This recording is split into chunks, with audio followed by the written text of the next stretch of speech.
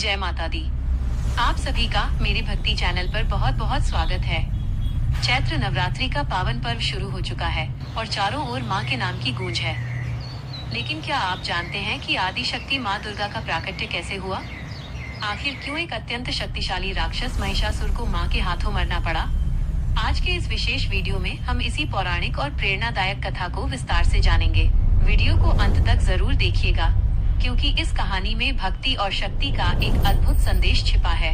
अगर आप माँ के सच्चे भक्त हैं, तो कमेंट में जय माता दी जरूर लिखें और हमारे इस परिवार से जुड़ने के लिए चैनल को सब्सक्राइब करें। कहानी शुरू होती है बहुत समय पहले, जब महिषासुर नाम का एक शक्तिशाली राक्षस हुआ करता था। वो असुरों का राजा था और अमर होना चाहता था। उसने भगवान ब्रह्मा की घोर तपस्या की।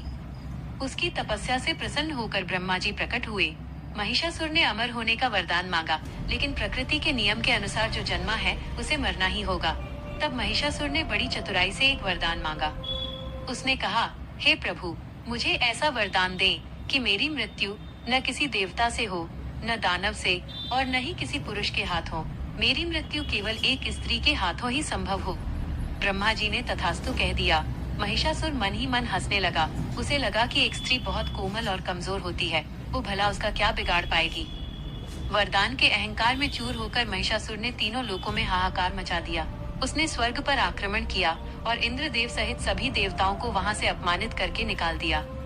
सभी दुखी और लाचार देवता भगवान विष्णु और महादेव की शरण में पहुँचे।